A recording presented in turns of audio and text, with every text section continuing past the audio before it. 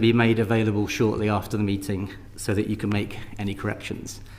Let me start, Chancellor, by asking you a general question about the economic moment that we're in. It's a time of huge economic challenges, ageing population, stagnating growth, fragile public services, the need to adapt to climate change, tariffs from the US, and our fiscal position is also very challenging with record borrowing, the highest tax take for many years.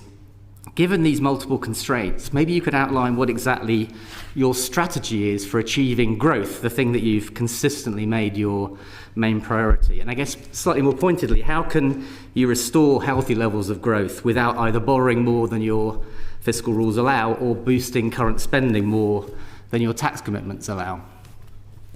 Well, thank you very much, Lord Wood, and it's a real honour to come and address you for the first time as Chancellor of the Exchequer, so thank you for giving me that opportunity today.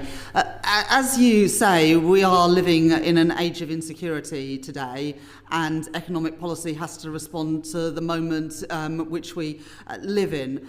At the same time, we also have a challenging economic inheritance with high levels of tax as a share of GDP, historic high levels of government debt, and then also economic growth that really for the last 15 years has been very poor by historical standards because of the weak productivity growth that we've experienced in that period of time. But just to sort of go to the sort of the first point that you raise about the sort of economic moment and that age of uncertainty and instability in which we're living in, the growth strategy has to be the right one for this era. In different areas, a different growth strategy would be appropriate, but we have to respond to the times we live in. And so that's why our growth strategy is about building resilience and stability. And we've sort of got these sort of three pillars that we think about in terms of our growth strategy. First of all, the pillar of stability, then the pillar of reform, and then the pillar of investment. So I'll just take you through those in turn. But I think also, hopefully that will explain how they link to the fiscal rules that I brought in the budget last year. So the first pillar is around stability, and that means having fiscal rules that you stick to, because there's always fiscal rules, but they tend to change quite regularly. And so the sort of fiscal rules that we've introduced both embed stability, but also prioritise investment. So the stability rule is that we have to get day-to-day spending funded by tax receipts. That's something that hasn't happened for, well, at least a couple of decades. And the second rule is the investment rule. I'll come on to that in a little bit, but getting debt down as a share of GDP, but subject to that being able to invest in things that improve our productivity performance. So separating out day-to-day and investment spending, because otherwise it's just too easy to squeeze investment spending, which is absolutely essential for delivering that long-term growth. So stability is the first pillar, and it's that stability which has enabled the Bank of England, the MPC, to cut interest rates 4 times in the last year. And despite the challenges, and we have faced challenges this first year, and the international geopolitical backdrop is probably not one that any government would want, but that is what we have.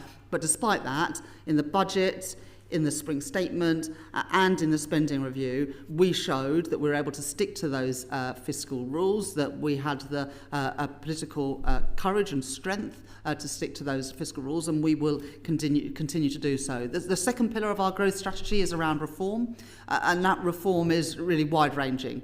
So reform to the planning system, and planning and infrastructure bill is before your House at the moment. And I would encourage Lords to, when they're looking at that bill, to think about how quickly we can get it signed into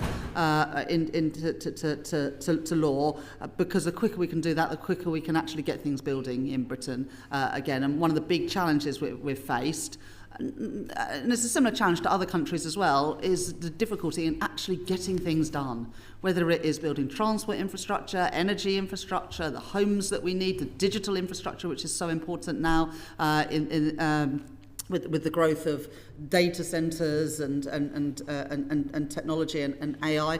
So being able to get things built. So the planning and infrastructure bill is absolutely crucial to that. We've got the pensions reform, which is unlocking long-term patient capital to help grow our economy. The regulatory reform, which you would have seen at Mansion House. You also would have seen from what the Environment Secretary and Sir John Cunliffe have done in terms of water and regulation of the environment. And trade policy is also an important area of reform, where in the first year of this Labour government, we've managed to be the first country to get a trade deal with the US. We have got a reset with our relationship with the European Union.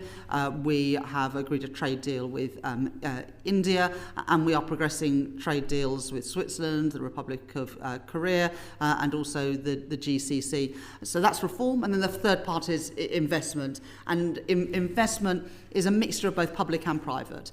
So the fiscal rules that I set out in the budget last year have unlocked an additional £120 billion of capital spending during the course of this Parliament, which is why in the spending review I was able to set out £750 billion of capital spending during the course of this Parliament. And then using financial transactions, particularly through the National Wealth Fund, the British Business Bank, we're also able to unlock further investment in line with those fiscal rules, which now count the assets, the financial assets on the government's balance sheet, not just the liabilities. And that's the right thing to do, and it has enabled us to make decisions like we did today to come to final investment decision on Sizewell C, which will, when it's built in a decade's time, provide the equivalent of electricity for 6 million homes for 60 years. That is a big achievement, but would not have been possible without those changes in the fiscal rules. I know that's a lot of detail, but that is my growth strategy. Thank you for that full answer and strategy. Just a quick follow-up then. Obviously the UK economy is having issues. The growth is still rather sluggish. Unemployment is increasing. Inflation, as we found out this morning, is still a stubborn problem. What's your diagnosis of the ills of the UK economy? What are the problems that continue to plague the UK economy at the moment? The key problem is productivity, and sort of investment is the answer. Investment in human capital, investment in physical capital, and also investment in new technologies.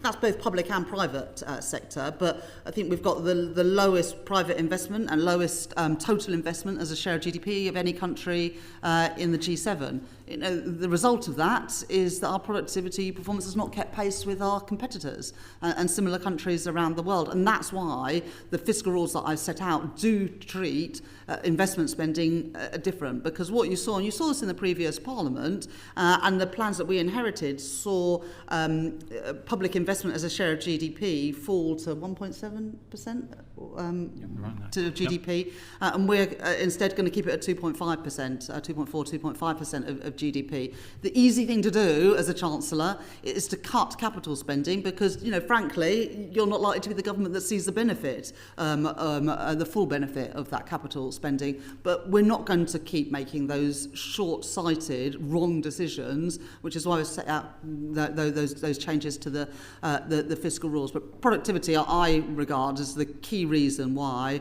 our performance on government borrowing and debt, why our performance on GDP and our performance on inflation have all been not where we would want them to be. And my job as Chancellor is to turn that around. Thank you. A brief follow-up from Lord Blackwell. Thank you. Chancellor, I just wondered, you mentioned the high levels of taxation at the moment, which, as you say, have been rising in recent years. Since the war, no government has, until now, managed to get more than 35% of GDP in taxation. It's now about 37.5%. Do you have a view on what is sustainable in terms of levels of taxation? I mean, the OBR, as you know, forecasts that with the ageing population, government expenditure could go up to 60% of GDP within the lifetime of current young people. Do you have a ceiling or a view on what is the right level of taxation in the long run once you get through the current debt problem? So the OBR forecast for this Parliament have in the final year of the forecast period tax as a share of GDP at 38%. That's not a target, but that reflects the fiscal rules that, those are the things that are my constraints and are the anchor for fiscal policy, are those two fiscal rules rather than a tax to GDP ratio. What I would argue is the best way to reduce that ratio but still have public services that we need is to increase the denominator, to increase GDP. And that is where all my focus is, because if we can grow the economy, then you can reduce that ratio without cutting investment in public services. But I also say that public services is not just about money. We've got to reform the way our public services work. That's why we did a zero-based review as part of the spending review. First time the government's done a zero-based review since 2007. And in that zero-based review, we managed to find bits of government spending that we just didn't need to do anymore. In the Treasury, we are cutting the cost of government by 20%, and that admin reduction is the same for all areas of government. Of course, in the Treasury, it bites a bit more because almost everything we do is admin costs. So I think the way, if you want to reduce that tax burden, is to increase GDP, and that's what I'm focused on. So your target would be to decrease that ratio rather than allow it to increase? Well, I've got to set out my fiscal rules, and those fiscal rules are not a tax as a share of GDP rule. It's a stability rule to balance day-to-day spending with tax receipts, and investment rule to get debt down as a share of GDP. The 38% is where we end up at the end of this period. But my focus is on growing the economy, which is what I think the investment rule really enables, and the stability rule means that the Bank of England can continue to cut interest rates as they've done 4 times in this last year. Lord Pettigrew, over to you. Chancellor, my question is about the rolling debt target framework, and you may recall that in its national debt inquiry, this committee was very critical of the concept because it can be gamed, and I quote, allows the possibility of debt rising for 4 years with success being claimed it falls in year 5, even if debt at the end of the 5-year period is higher than in the first year.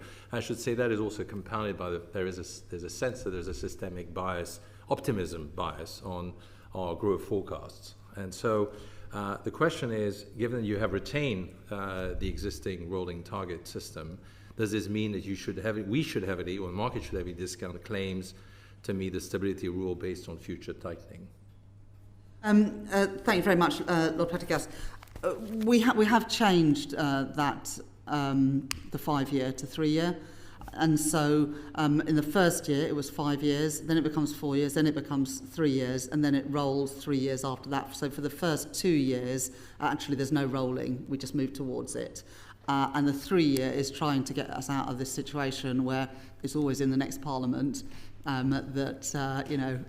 Lord may be virtuous, but not quite yet. So the whole point of bringing it forward 2 years is so that the horizon isn't too far in the future, and also because of debt dynamics, you can't you can't game the system, because if you are taking on more debt, then you have those debt servicing costs that push up the debt to GDP ratio in future years. So I think the 3-year target is the right one. You'd never want to have it for that year, but I think the 3 years is right. But if you look at the OBR forecasts, it has us currently meeting both rules, the stability rule and the investment rule, 2 years early at a 3-year horizon, not a 5-year horizon, and it has both debt to GDP and the deficit as a share of GDP falling over that 5-year horizon. So it's not flat and then falling in the 5th year, which is, I think, the criticism of how the system has been gamed in the past. I don't want to meet the fiscal rules in that way. I want to genuinely meet those fiscal rules with policy that is sustainable, which again, to come back to this point, it's why we've taken investment out of the stability rule, because I don't want to be in a position where you cut a major transport infrastructure project or an energy infrastructure project, or you decide you're not going to build 300,000 homes a year, you're going to build 50,000 this year because you can't afford it according to your fiscal rules. So I think we've got the right balance there, but recognising that a 5-year rolling target means I know you never get to 3 years either, but 3 years is a bit nearer, and the debt dynamics means it's harder to game the system. I think that the point I just add, if I could, is that the 3 year period is also the duration of the spending review period. So that 3 year horizon is covered by spending plans that are detailed at a departmental level. So I think that guards against some of the sort of Augustinian approaches that you've seen in the past for those sort of rolling targets. I may just one more question. And so is it fair to go back to the comment on, and your comment on GDP being effectively the GDP growth or productivity growth being the core variable and the whole multivariable model? We had the OBR come here. We also had the Bank of England come. It seemed to me that there was a debate, the OBR being a little bit more optimistic than the Bank of England. And so the question, I think the big risk in this 3 year, even if it's reduced, is whether these GDP forecasts are hit or not. And therefore that, I think, must be the key variable. Well, I mean, that is a statement of fact, Lord Pendergast, and as you rightly say, the OBR forecasts for productivity and growth are substantially higher than other forecasters. We are at the moment on track to meet the OBR forecasts for growth for this year. But, growth is not exogenous. We can have an impact on growth, and that's why we're pursuing these policies around reform and investment to try and make Britain the most attractive place to start, to scale, to grow a business, and also for inward investment to come. And, today, when we announced final investment decision for Sizewell C, not just government money going into that, but EDF investment, Centrica, Amber, and the Canadian Pension Fund, CDPQ.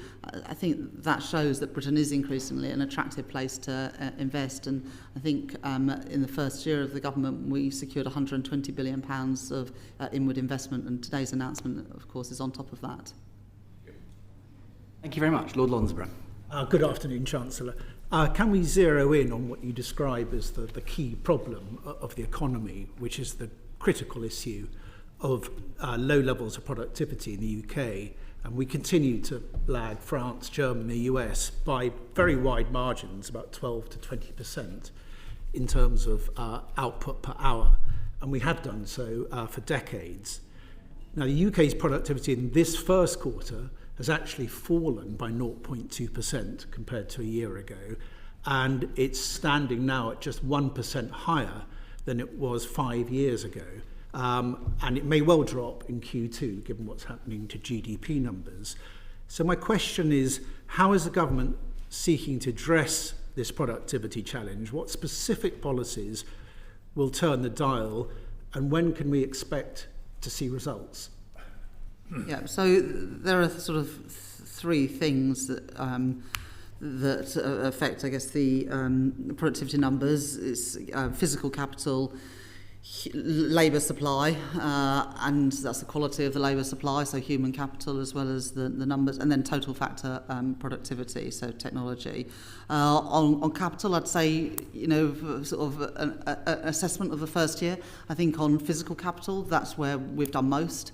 In this first year, I've mentioned the £120 billion of extra CDEL capital spending by the government over the 5-year period, keeping capital spending by government flat as a share of GDP rather than it falling actually quite substantially, which is the plans that we inherited, but also using financial transactions through the National Wealth Fund and the British Business Bank and other public financial institutions to have additional capital spending, and then using things like the National Wealth Fund to leverage in private investment, 3 times as much private investment, and actually that's the model we've used as well for Sizewell C, where the National Wealth Fund is the sort of debt underwriter for that project. And as I said to Lord Pendergast, we've managed to bring in £120 billion of private investment just in this first year of the Labour government. On labour supply, you would have seen, despite the increases in the unemployment rate, we've also seen an increase in the employment rate.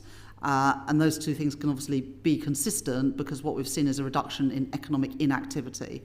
And that's really positive because we are still the only OECD country, I think, that's got a lower participation rate in the labour market than before the pandemic. And so reducing those economic inactivity numbers are absolutely crucial. You know, the first step is that you move from being inactive to looking for work, and then hopefully you move into work. And there are still around 650, 700,000 vacancies in the economy. And, you know, we want to better match the people that are available for work with the jobs that are available. And we want to help those people who are currently economically inactive, whether that's because they took early retirement and maybe now perhaps regretting that, and that is the experience of some people during the sort of COVID period, whether you are a parent who is struggling to balance work and childcare, or whether you're one of the growing number of people on sickness and disability benefits, where we know that there are many people who are desperate to work but are not given the support. We also, in the spending review, invested significantly in both apprenticeships and further education, because that has been the sort of Cinderella service of the education system this last decade and a half. It's great that we've got 50% of kids going to university, but the 50% who don't, which in my constituency in Leeds Western Pudsey, there'll be the majority of kids don't go to university. So investing in FE and apprenticeships is really crucial for this government and our wider objectives around opportunity. So we've done some of that spending review, but I certainly think that's an area where we can do more to address the productivity issue through improving labour supply and human capital. And then the last thing is around sort of technology, total factor productivity. And Andy Haldane, former chief economist at Bank of England, talks about this long tail of low productivity firms. And the DSIT secretary, Peter Kyle, he's sort of got three focuses in his area. First of all, it's attracting businesses that are at the technological frontier. Obviously, that is crucial for growth, and we're very good at that in Britain.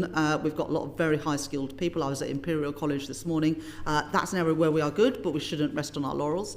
The second area is using technology better in delivering public services. That's this issue about not just how much we spend on public services, but about getting value for money. And then the third is the sort of point around that long tail of productivity, about better take-up of AI and technology by smaller businesses and less productive firms. And so we're working in all of those areas, and there is a big opportunity. You know, the IMF and others say that if we integrate AI and technology, we could boost productivity by 1.5%. Over the next 10 years. So there's huge opportunities there, and we've got to seize them, but we are very focused, as I hope you can tell, on that agenda. And can I ask you about the fiscal impact of continuing low productivity, in that the OBR admits that its productivity forecasts are, to quote them, the most important yet uncertain forecast judgments they make. And they admit to the fact they've been successively too optimistic on productivity forecasts.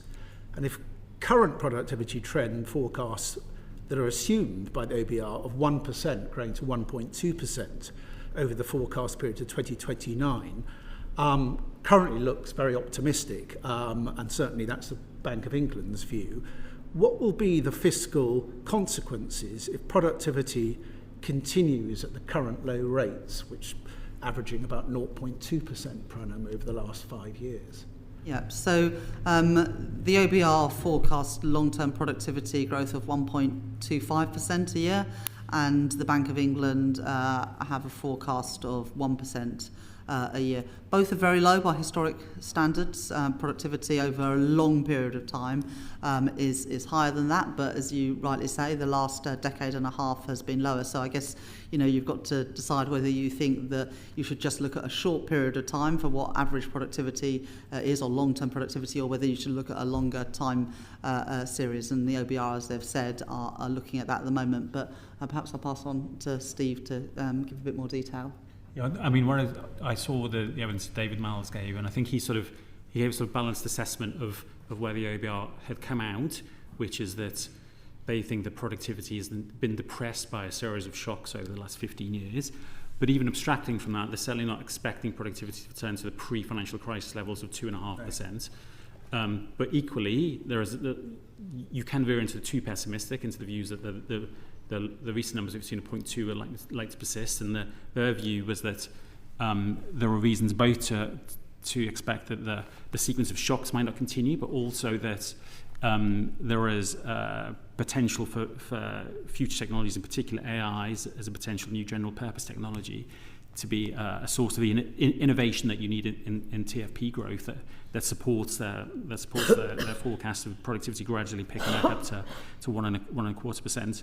I think one of the elements I would add is to the list that the Chancellor gave of policy measures is the impact of the government's planning reforms to support productivity, which the OBR scored as increasing GDP within the 5-year forecast, which is also a very good example, I think, of coming to your first question, Lord Wood, of how is it possible to sort of increase productivity given the constraints of the fiscal position. I think those steps on planning are a really good example of how it is actually possible to do that. My concern is probably more about the short term, in that the current forecast in the OBR looks very optimistic and I'd say ripe for downgrade, and that's echoed by the consensus of independent forecasters. And I think the Bank of England has actually downgraded its productivity forecast to 0.6 or 0.7%. So that's going to have an immediate fiscal impact this autumn, is it not? The Bank of England's forecast of productivity, long-term productivity growth, is 1%. Long term, yes. Yeah, and that's what sort of drives the models, really.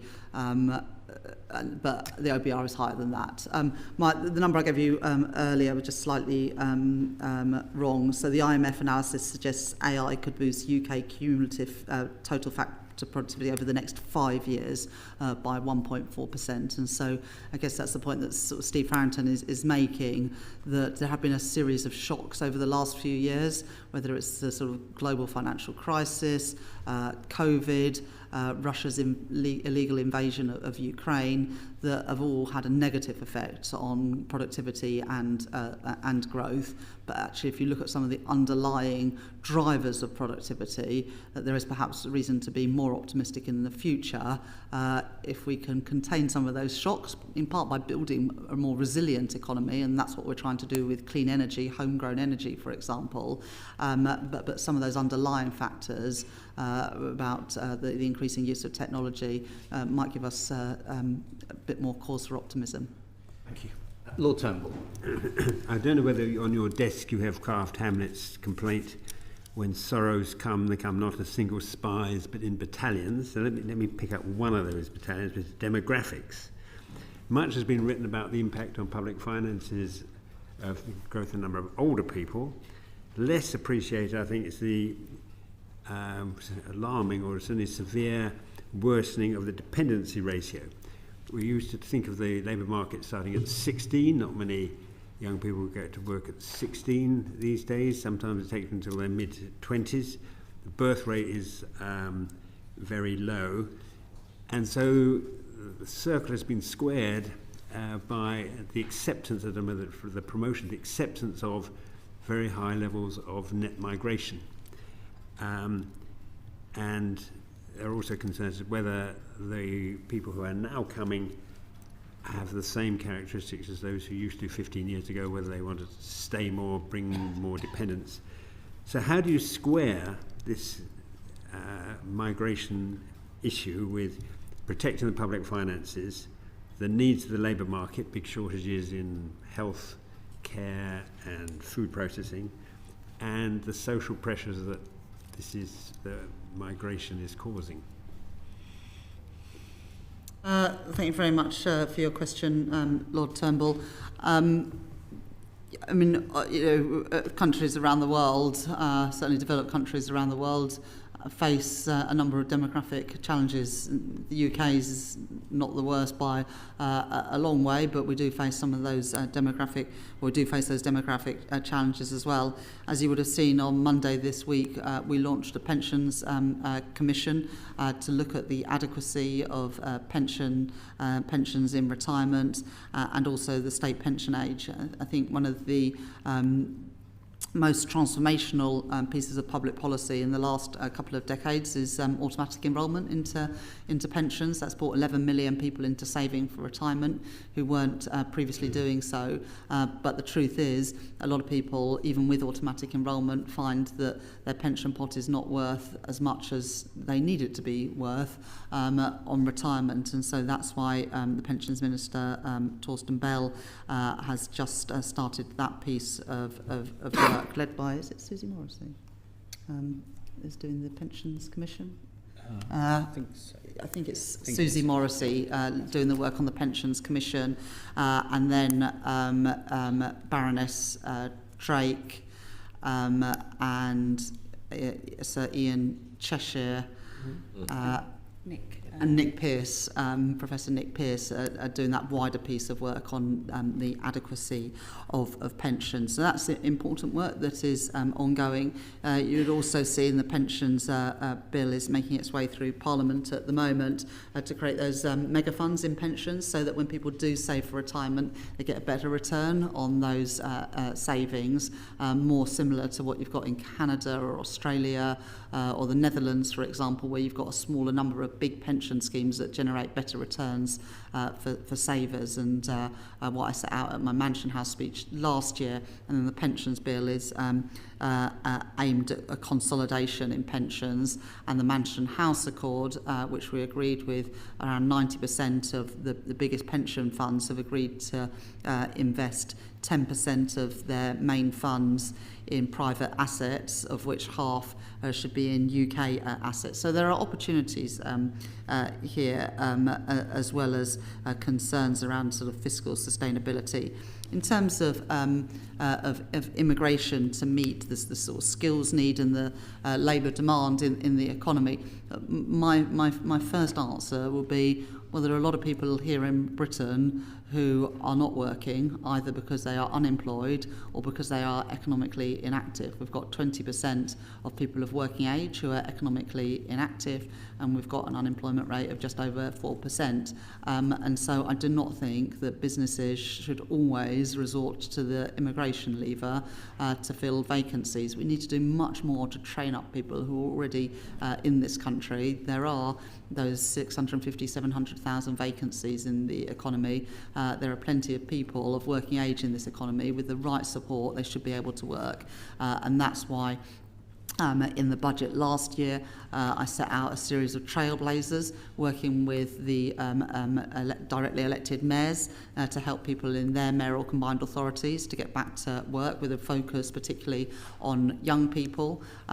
We've got 1 in 8 young people not in education, employment or training. That is not acceptable, and we need to do much more to make sure that those opportunities are there for those young people. And it's why as well we've announced £1 billion of support to help people who are currently not in the labour market back into work. So, immigration has always played and will continue to play an important part of the skills mix, but we can't just turn to the immigration lever. We do need to do much more to train people up who are already in this country. One quick supplementary. You said it in the past, it was the easy thing was to cut capital. You changed the rules to favour capital more. But the first thing you announced, I think more or less, was the cancellation of 2 major roads projects, Arundel Bypass and Stonehenge. Would you have done that now under the rules that you are now operating now? Yes, because the revenue gain was they couldn't be afforded. Didn't say anything about whether they were good projects or not, it just said they couldn't be afforded.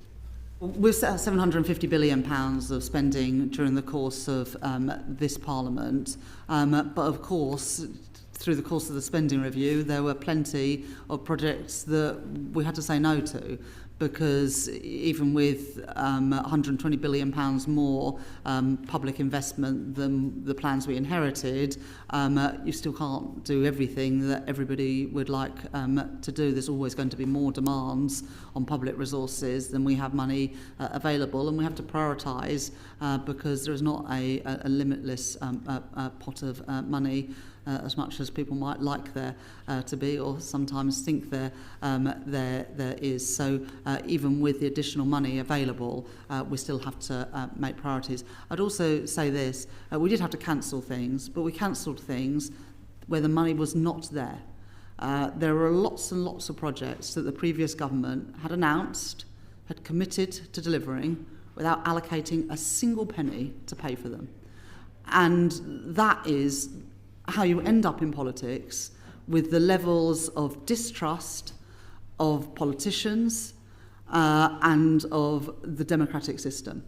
And I do think it is unforgivable to make a load of commitments without having a single clue about where the money was going to come from. I'm not going to do that. And it doesn't mean you're going to have to disappoint people sometimes, but I always think it's better to be honest than to say that you can achieve something without saying where the money's going to come from. And that's why we've just done a multi-year spending review where we've settled departmental budgets for day-to-day spending for 3 years and for capital spending for 5 years. And alongside that, we've published a 10-year national infrastructure plan. Difference between this and what we inherited is every single thing that we've said we're going to do in the next 3 years for day-to-day spending and the next 5 years for capital spending is fully funded, fully costed. And that is very, very different to the plans that we inherited. So yes, we had to cancel things, but we had to cancel things that would never have been delivered because there wasn't a single penny allocated to them. Lord Blackwell. Thank you. Chancellor, one of the other long-term challenges you're having to deal with as Chancellor is the rising cost of welfare. This committee recently completed a report on the economic impact of long-term sickness. And as you'll be very well aware, spending on incapacity and disability benefits has risen more than 40% over the last decade. There are currently 3.7 million people who receive the health component of universal credit, 95% of whom aren't working, and 80% of whom have been out of work for more than 2 years, tragically, many of them young.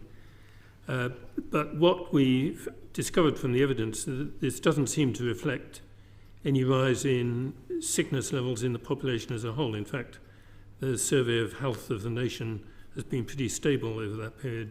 So the conclusion that we and many others have come to is that it has more to do with the structure of the benefits system and the incentives within it. Indeed, Alison McGovern, the Employment Minister, told us the current system doesn't work. It was supposed to be designed to incentivize work, and it's turned out not to do that. And it's obvious that it's not financially sustainable. So my question is, do you agree with that assessment? And I know you're waiting for the Timms report, but do you accept that if we're going to deal with the ballooning cost of credit and indeed help the people who are in this situation, they'll need much more fundamental reforms for both economic and social reasons? Well, thank you very much for that very topical question. As you say, Stephen Timms is doing the review now of sickness and disability benefits of personal independence payments, but we're not just going to wait for that review. Before COVID, 7 in 10 assessments for personal independence payments were done face-to-face. It's now 1 in 10. I don't think anyone truly believes that those assessments are going to be as effective on the phone or on Zoom or whatever as they would be if they were face-to-face by better trained and better supported assessors. And so we are changing that by recruiting and giving DWP the resource to have more trained assessors and more face-to-face assessments to ensure that people who need the support get it. But then people who are able to work are given the support to get back into work. At the same time, we're providing £1 billion worth of support to help people who are economically inactive back to work. And that will also include supporting NEETs, where I think that the biggest crisis exists, because we know that if you're out of work early in your working life, you are going to earn less, and be in work less over the whole period of 50 years that you should be in the labour market. So a real focus on back to work support and face-to-face assessments, as well as the TIMS review. On universal credit, we are making reforms. We are in real terms reducing the health element of universal credit and increasing the standard allowance, because we know that a lot of people have found it almost impossible to live on the standard allowance, and all of the big charities, Joseph Rowntree, etc., say the standard allowance was not enough to live on, and so people were doing their very best to get onto the health element. And once you're on the health element, you don't have to be actively seeking employment.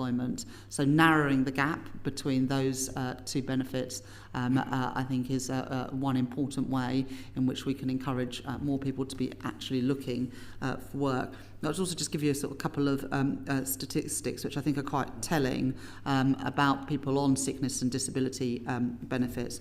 There are 200,000 people who are claiming health and disability benefits who said that they would work if the right job and support were available. It's 200,000 people.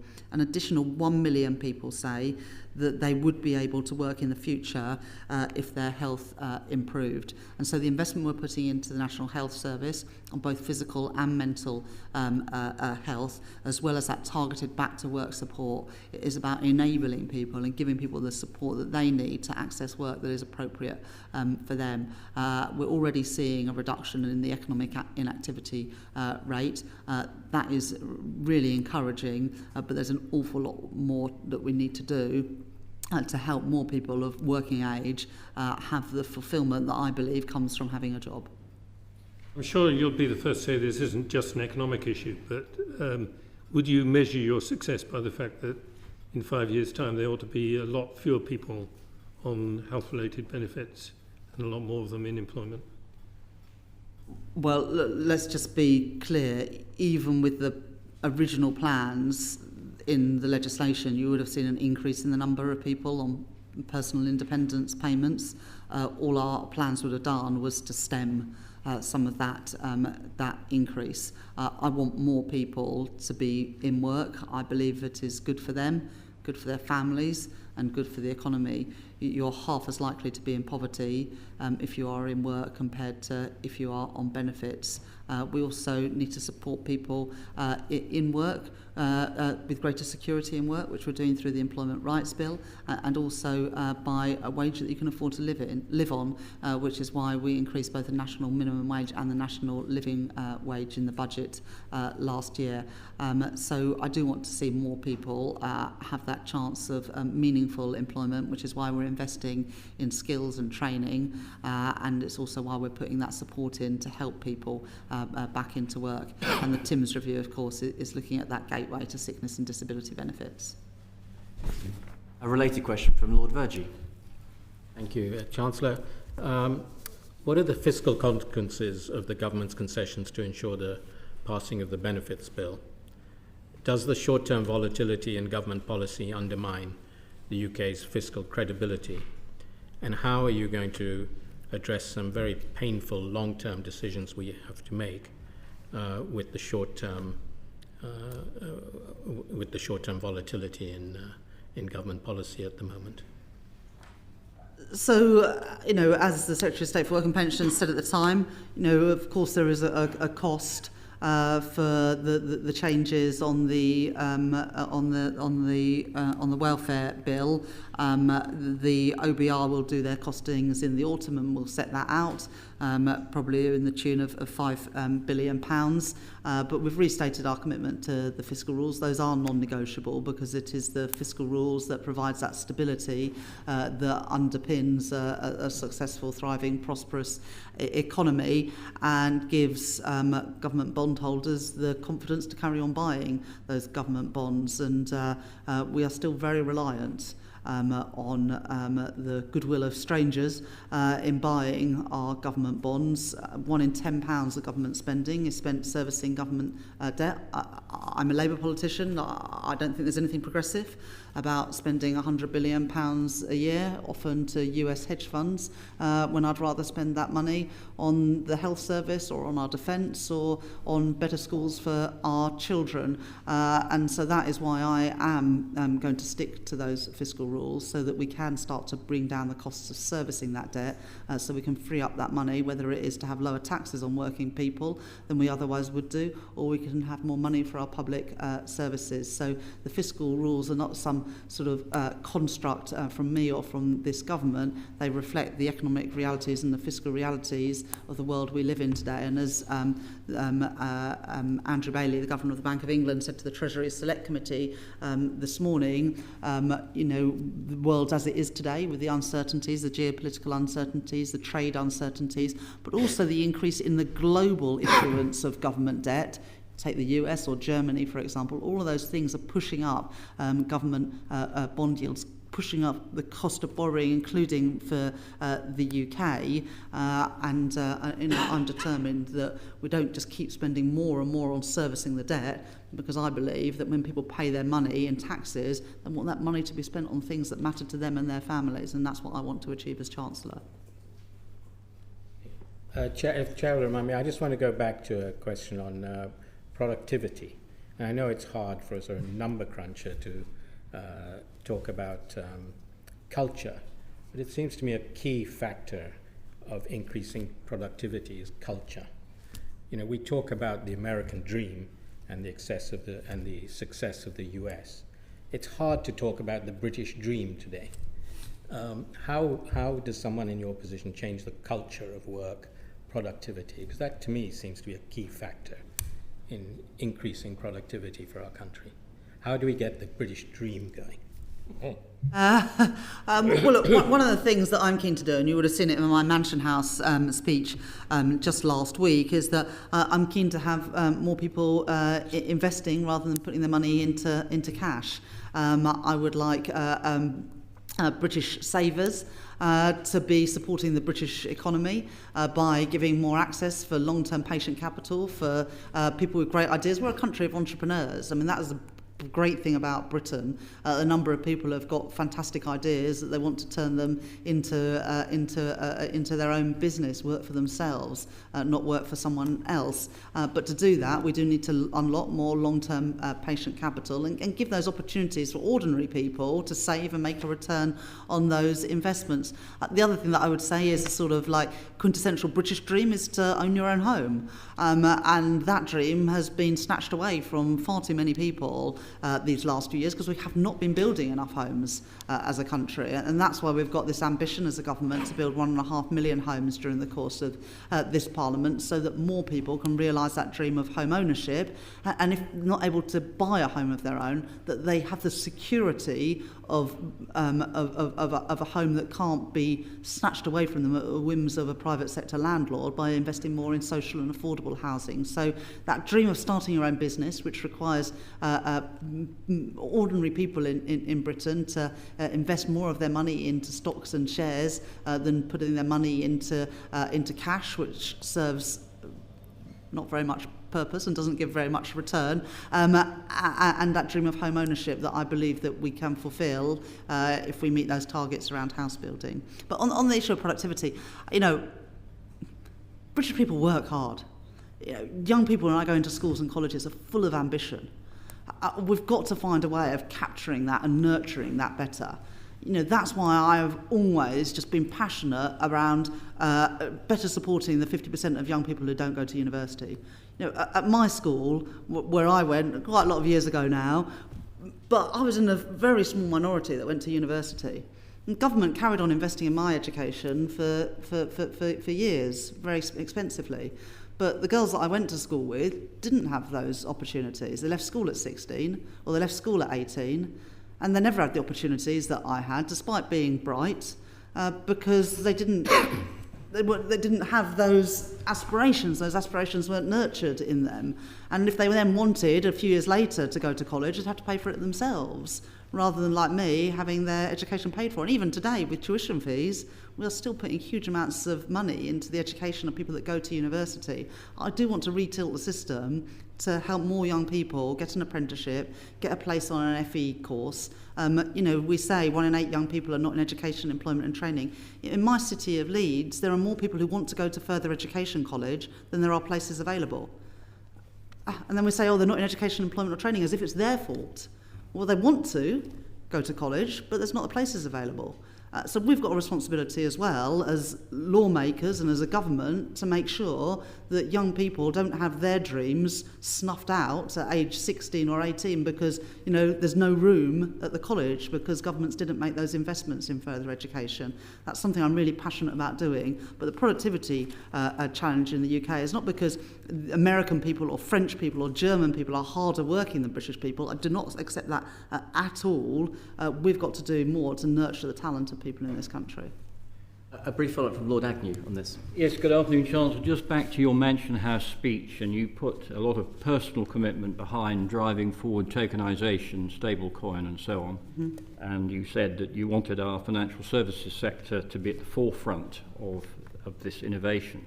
I just wondered how you're going to do this when we have a very, very cautious regulator in the FCA and a governor of the Bank of England who has come out, again, very cautiously. How will you prevail? So I spoke at UK FinTech Week, I think it was the beginning of April, and that was the same time that we published the draft cryptocurrency legislation, including on stable coins. We've also worked really hard, this government's worked really hard this last year with the regulators. You would have seen in my Mansion House speech last November, I updated the remit letters to the PRA, the Bank of England, the FCA, where I instructed them to regulate not just for risk, but also for growth. And at the beginning of the year, the Prime Minister and myself wrote to all the regulators. That was a lot of paper because we have an awful lot of regulators in this country. And in those letters, we asked the regulators to come up with new ideas of how they could support this government's number one mission, which is to grow the economy.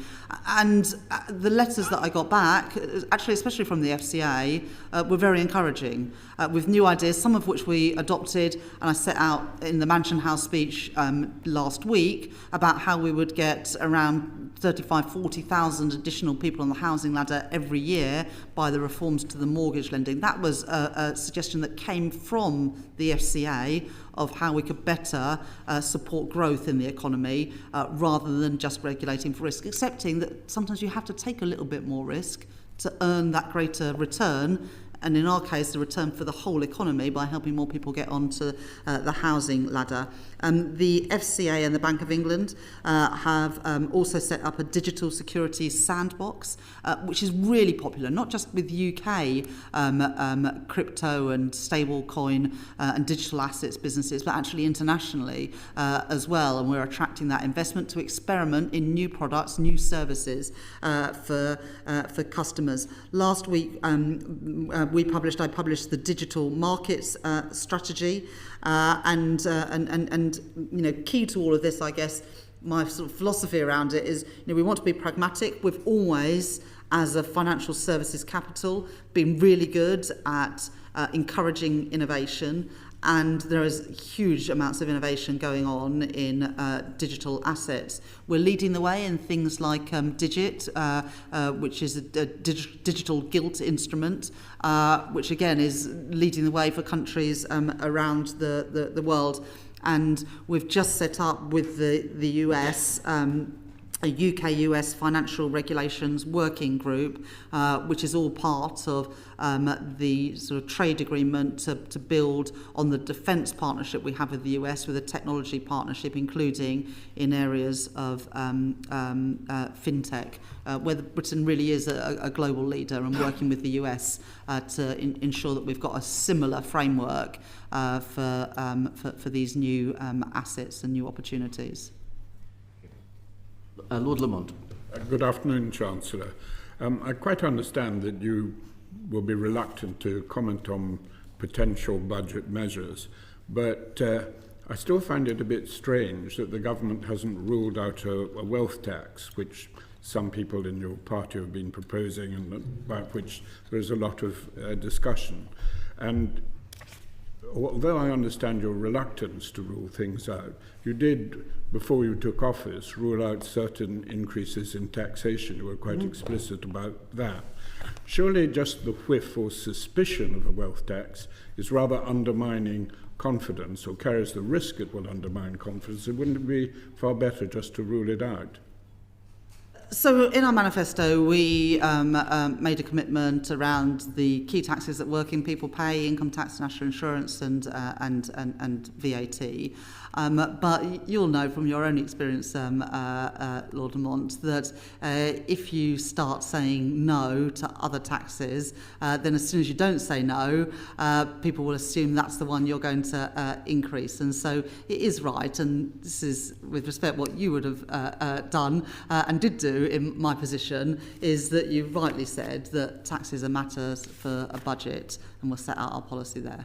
Well, I'm sorry I can't get you to be more forthcoming.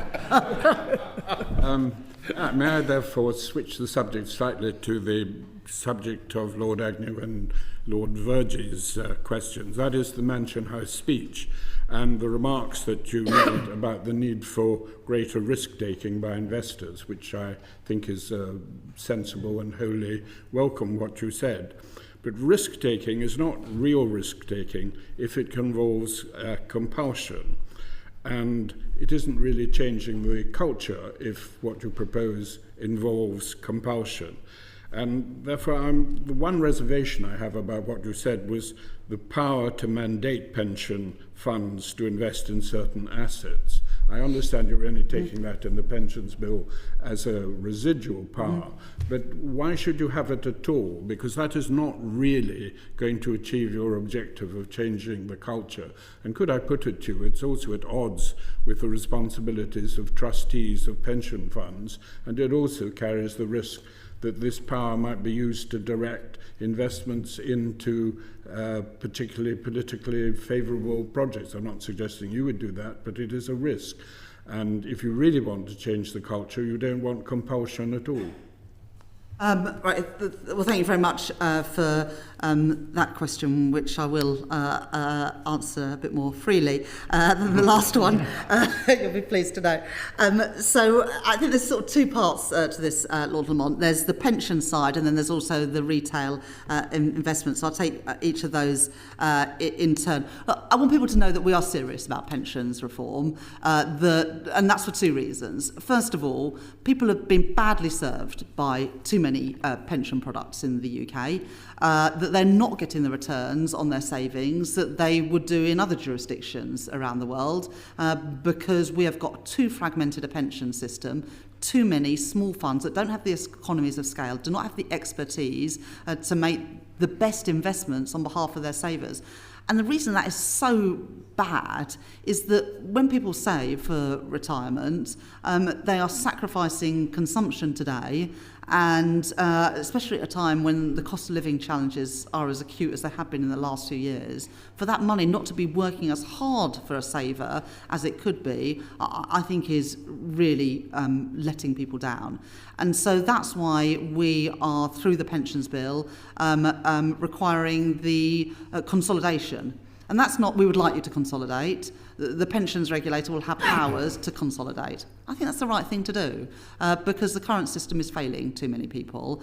And the lessons from Australia, from the Netherlands and from Canada is that a smaller number of bigger schemes deliver better returns for pension savers. And so both within the local government pension scheme, where at the moment we've got 96 different administering authorities, and we're going to take that down to 8 pools, but we're not going to say you can put your money in the pool if you want to. The money will go into 8 pools. We're not having 96 different authorities managing different schemes. We're going to consolidate local government pensions because we want them to work better for savers and work better for taxpayers as well. And we're going to consolidate the DC landscape as well. We built on what the previous government did, what Jeremy Hunt did when he was Chancellor of the Exchequer with the Mansion House Agreement, with a new Mansion House Accord. And this is in the spirit of what he did, but it takes it to the next step.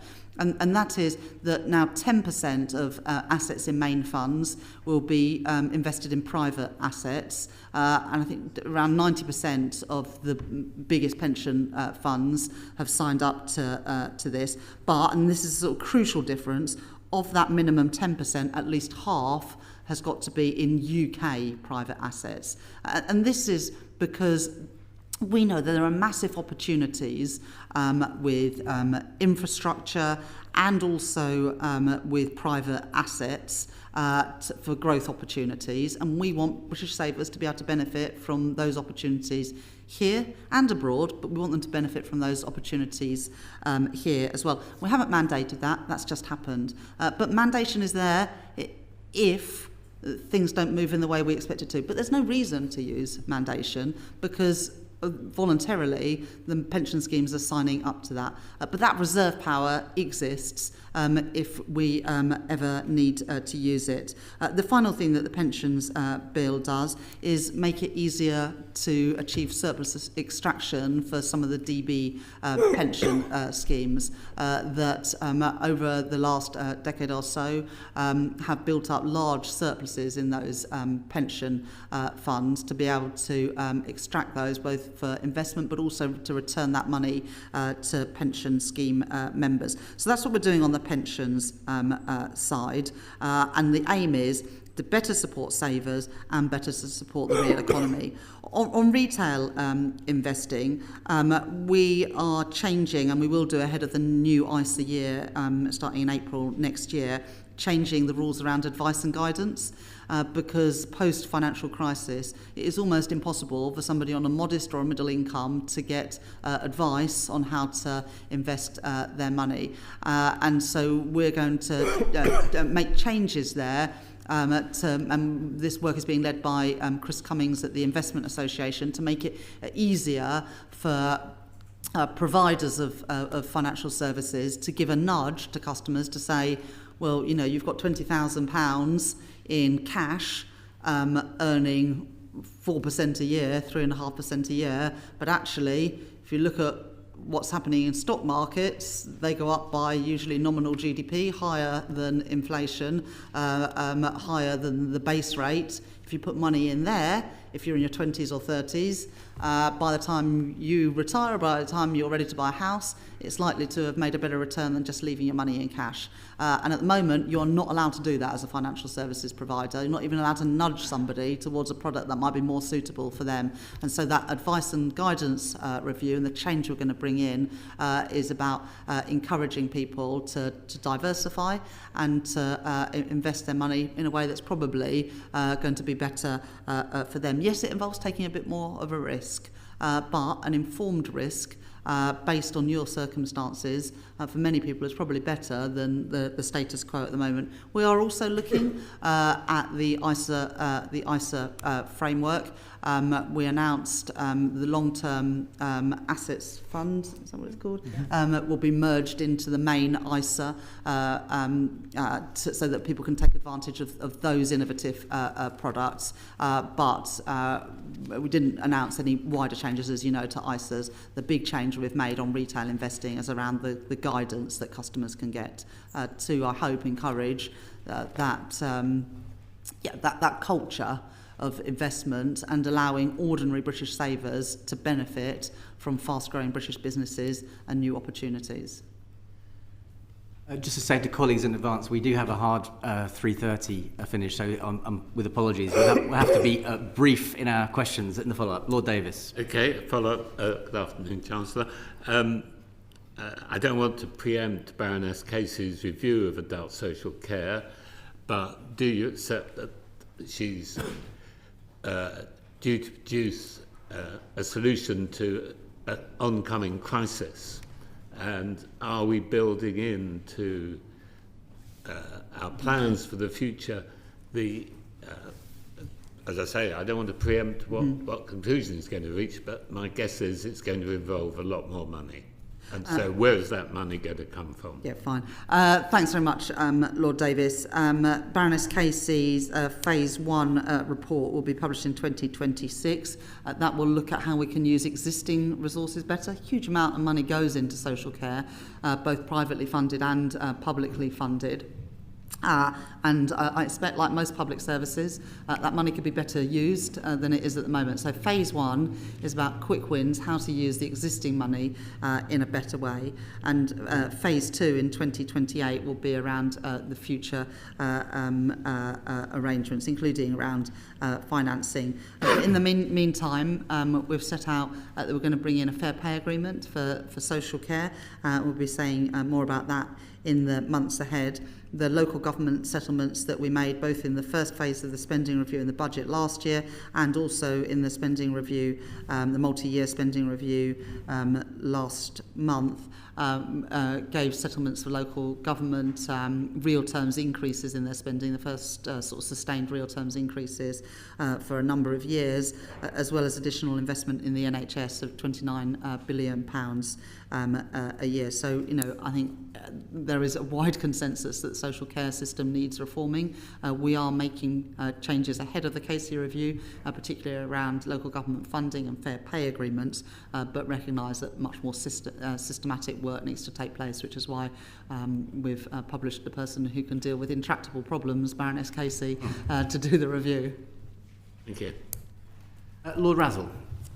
Yes, I'd like to turn to the slightly thorny issue of the introduction of the rise in employers' national insurance contributions, which, as you know, has subsequently proved a bit controversial. I'm interested in what you think about the impact on employment, inflation. Obviously, the bigger companies are better organised to absorb this, although I think if you went into your local pub, if you had the time to, you'd find that the local pub, if it was still there, was complaining to you about the impact on it. Did the Treasury model the affected changes before you introduced that? And if so, what was the predicted effect? Thank you very much for your question, Lord Razzle. So when we came to office last year, and sort of links to the question earlier on from Lord Turnbull, we did face a situation where there were a number of unfunded spending commitments, and we needed to explain how we were going to pay for them. There were choices about how to address that. We could have increased taxes on working people. We could have cut public spending. I didn't think that they were the right choices, and so as a result, we did increase taxes on business and on the wealthiest in society by around £40 billion in the budget last year, and around just under 25 billion of that came from an increase in employer national insurance contributions. Now, recognising, as you say, that smaller businesses would struggle more with that, we increased the employment allowance to £10,500. So if you're employing the equivalent of 4 people on the national living wage, you wouldn't be paying any national insurance contributions at all. That was a doubling of the employment allowance. It means around 1 million businesses are paying either less or no more national insurance than what they were previously. But of course, on bigger businesses, especially employment-heavy businesses, do face or have faced an increase in that burden. But the counterfactual would have been either higher taxes on working people who have already had to absorb, you know, the vast amount of the cost of living challenges. It would have meant cuts in public services that had already been starved of resources for many years under the austerity of the previous government, or it would have meant more borrowing, which I just don't think would be the right approach, and would have meant that the Bank of England weren't able to cut interest rates by 4 times in the last year. And of course, those lower interest rates benefit both households, especially with mortgages or other lending, and also help businesses who have also paid a heavy price for the sharp increase in interest rates that we've seen over the last few years. So, you know, that money that we raised, including the national insurance contributions were used to put our public finances on a firm footing, and also enabled us to put that additional money, £29 billion extra a year, into the National Health Service. So they were the right decisions in the circumstances that we faced, and I continue to defend those. The modelling by the Office of Budget Responsibility, I think, should be the place to go to look for the impact of policies. But you can't, in my view, look at individual policies on their own. You have to look at what the alternatives were, and I think the alternatives would have been an awful lot worse. Yes, well, I don't want to get into a debate about that. I don't necessarily agree with you. So what you're saying is the Treasury didn't model the effect of this, particularly in the hospitality sector, but the OBR may well. Well, you've read the OBR report, but I'll let Beth say a few words. In the normal way, we work very closely with the OBR on their, ultimately, what are their assumptions on the impact on employment, and we fed into that closely. We also did, as we do for all of our budget measures, sort of sectoral analysis and that kind of thing, but as the Chancellor said, a lot of that is also looking not at individual measures, but looking at the cumulative impact of those across the piece. Yeah, I'd just also say this. I've set out my policies and what this government are doing. And of course people can disagree, but then the onus on them is to say, well, what would you do? Because if you're facing a situation where you've got a lot of unfunded spending commitments, you could say, okay, fine, well, we won't do that spending. That's definitely a reasonable thing to say, and then you wouldn't have to increase the taxes. Or you could say, well, I want to pay for those public services that have been promised, in which case you can either borrow to fund that, and therefore you wouldn't have benefited, I don't believe, from the cuts in interest rates, and we would have paid higher costs of government borrowing. Or you could say, well, tax someone else. Well, that's fine, but you have to say who. But you can't support the increase in public spending unless you support the money to pay for it. And if you don't support the increase in public spending, that's fine, but you have to justify why you would not be putting in the additional £29 billion into the health service. We would have increased the bank levy, increased the tax on the technology companies, and taxed the gambling companies. So you could have got close to 40 million in that, but now's not the time to debate. We could discuss that another time, but it is maths like that got us into the problems that we're in today. Baroness Wolf. Good afternoon, Chancellor. I'd like to go back to one of the things that you raised when talking about your reforms, namely planning and infrastructure. And I think everybody in this room is well aware of the history of the back tunnel, 359,000 pages of planning documentation before you get anywhere on the Lower Thames crossing and so on. And you particularly said that you would like the Lords to get the planning and infrastructure bill through fast. In that context, I think there has been some surprise expressed about the fact that the bill has come to the Lords with some government amendments that actually seem to make it easier than in the original drafting to block and delay things on environmental impact grounds. And I wondered if you could say a little about that, because it seems like a good moment to ask you to do so. But also much more generally, how will you know whether the planning reforms are really adequate, whether they're really cutting through? So a specific question about the environmental impact and whether or not the effect on nature is permanent.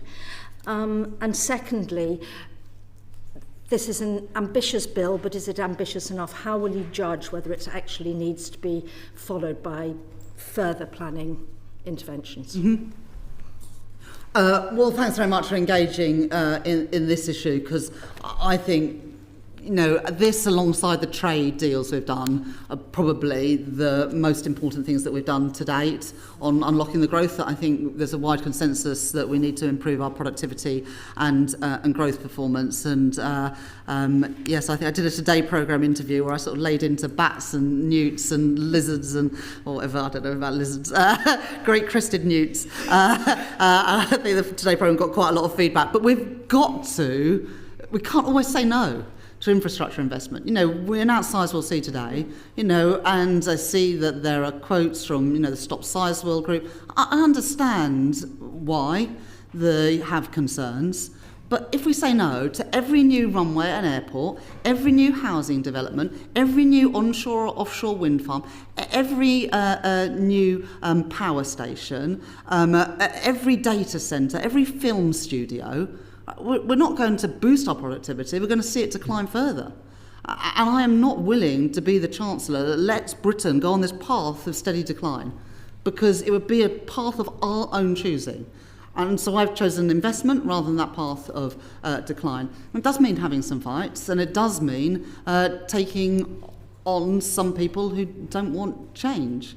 And I'm willing to have that argument, because home ownership has gone backwards, our energy bills have gone through the roof, and we don't have the security either of energy supply. So that's why the planning and infrastructure bill, combined with the regulatory reforms, is absolutely essential. Now, you made the point about the government amendments. We've taken two separate sets of legal advice as a government ahead of putting those down.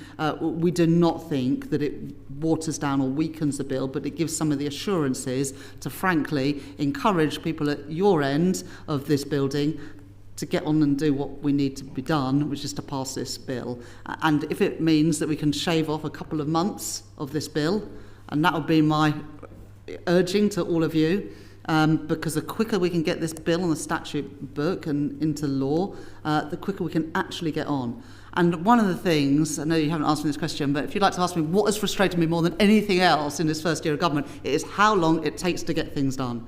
And, you know, of course, we've got to have the proper scrutiny and all the rest of it. That is essential for good lawmaking. But, you know, it's going to be a year and a quarter, a year and a half before we get this flagship legislation, which we've got a mandate to do because it's in our manifesto, to get it through. And I just would urge people in this place to be sympathetic towards this legislation. I know that amendments can often be useful, but every day, week, month that passes is another day, week, month that keeps the costs of infrastructure investment too high and much higher than they are in comparable countries around the world. You know, the reason that HS2 is not coming to my city of Leeds anymore anytime soon is because I'm afraid, as a country, we've cared more about the bats than we have about the commuter times for people in Leeds and West Yorkshire. And we've got to change that, because I care more about a young family getting on the housing ladder than I do about protecting some snails. And I care more about my energy bills and my constituents than I do about the views of people from their windows. And again, we can have a debate about that, but that is where I stand, and that's why we're making these changes. And how will you know if they're adequate? If we get stuff built and if it's cheaper to do so. Do you have any sort of specific criteria for going, this should be that much shorter? Because with all due respect, if you don't, it's very easy to look, so this is an MHCLG policy, but absolutely, this is about reducing the time it takes. And you'd already seen, we've got this target, I think, 150 major infrastructure projects in this Parliament. I think we're halfway to achieving that, or something like that. So we've got that target about the number of major infrastructure projects we've signed off. Every week I get a tracker document, Baroness Wolf, that's about this thick, of growth projects that we want to get on with, and every week it is updated of what change is made. And one that I'm looking forward to getting before the summer recess is the plan from Heathrow Airport for a third runway.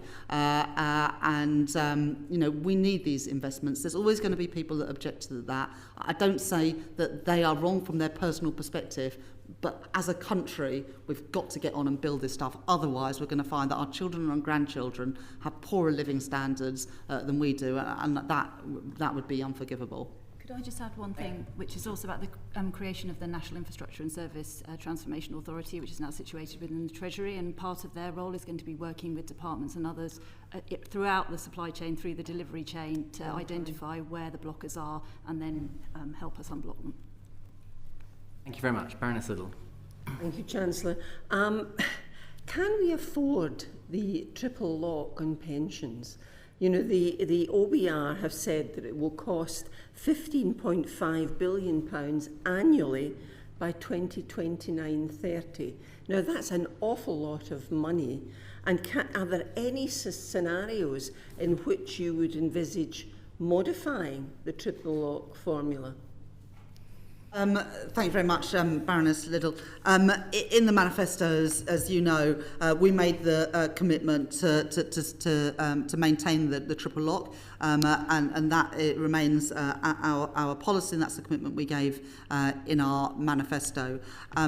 We have, though, just launched, as I said in the answer to a previous question, the Pensions Commission to ensure that the state pension remains affordable, and also that people have adequate pensions in retirement. And so Susie Morrissey is doing this regular review of the state pension age for us, because as we live longer, especially if that is healthy life expectancy, we should work a bit longer as well. And then also this review around pension adequacy, because the decline of DB pension schemes and the returns that have not been as high as they should be on DC pensions mean that despite automatic enrolment, people still don't have the pensions that I don't think that they deserve. So we're looking at that long-term sustainability.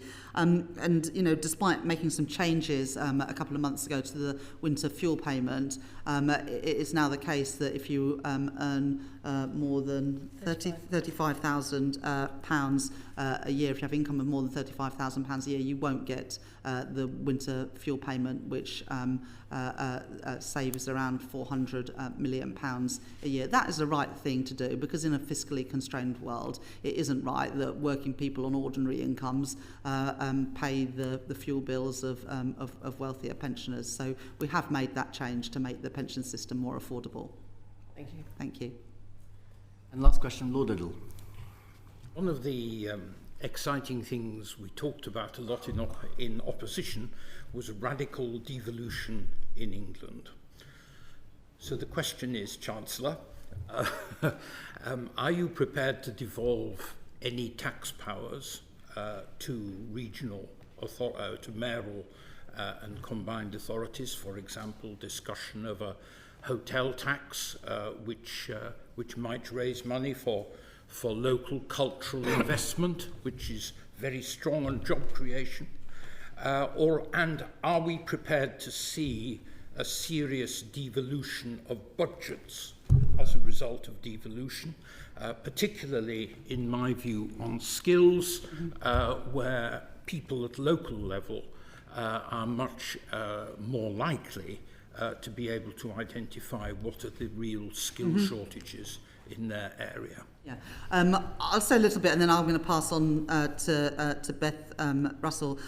Beth, as well as being second permanent secretary at the Treasury, also heads up the Darlington campus, which has 8 different government departments. A really different way of working for the civil service, where you might sit next to somebody who's not in the same department as you, which I think is a great innovation. And Beth, as I say, has sort of really spearheaded that. At the spending review last month, we announced the rolling out of integrated settlements to 5 new combined authorities from 26-27. That's in addition to what we've already done in Greater Manchester and for the West Midlands combined authority. And also one of the things which I think will be most transformational in the spending review is the £15.6 billion settlement for 8 mayoral combined authorities for transport investment, which will see. I've been an MP for 15 years in Leeds West, and it was long before that they were talking about a mass transit scheme, and we're the first government have actually committed some money to it. In the North East, the tram will go to Sunderland, and in Greater Manchester, the tram will go, I think, to Bury and somewhere else, and in Sheffield I think it's going to be extended to Rotherham. So and beyond mass transit, this is also about better bus services, new bus stations, etc. And in the West Midlands it's going to go to East Birmingham and then on to Solihull. But we've also and again a lot of this work has been led by Beth, a review of the Green Book, which for a long time mayors, MPs from across the country and across party have complained that the Green Book makes it harder to get investment signed off for places outside of London and the southeast, and so we've made a significant reforms to that Green Book to make it easier to get that investment to the places that can benefit most from it. But Beth, do you want to say a bit more? Just a couple of things. So, I mean, you talked about tax powers on existing tax powers. The devolution white paper is extending some of the existing tax powers that mayors have to all mayors. And as the Chancellor said, I mean, I think one of the things that we are doing very differently in government is working very differently with regional government, particularly actually in the Treasury, but across departments, and local growth plans are playing a really important part in that. So one of the complaints from regional government has been that they're having to have individual conversations bilaterally with individual departments. These growth plans enable us to come together in a single place with them to talk about their priorities and how we can work together to achieve them. So I think that's something that's quite different as well. No on the other 2 points I made. One last follow-up from Lord Burns. As a former Perm Sec of the Treasury, I'll be remiss in not allowing him a final question. And I was very sorry, Chancellor, that I was late arriving. Quite rightly, you put a lot of emphasis on the issue about sticking to fiscal rules. In the past, Chancellors have found, of course, that they've had to make quite a lot of changes to those rules as time has gone on. And over the past year, there has been a suspicion that the headroom that was left for uncertainties was possibly not quite as much as was necessary given the uncertainties that we feel.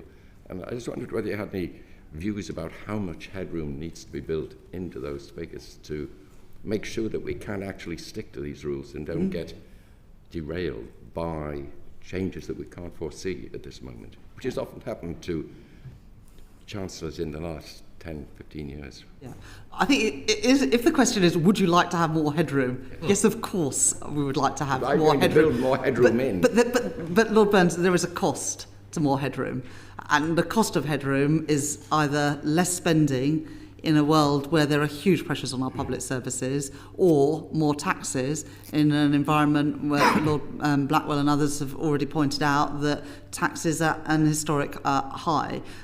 We did increase the headroom. I think it had gone down to £6.5 billion in the budget before last in the previous Parliament. It's now at 10 billion. We kept it at around 10 billion in the spring statement. We've also made a commitment to move to just one major fiscal event a year to give that greater certainty to people around tax levels, and we stuck to that in the spring statement, where we made adjustments without changing tax rates.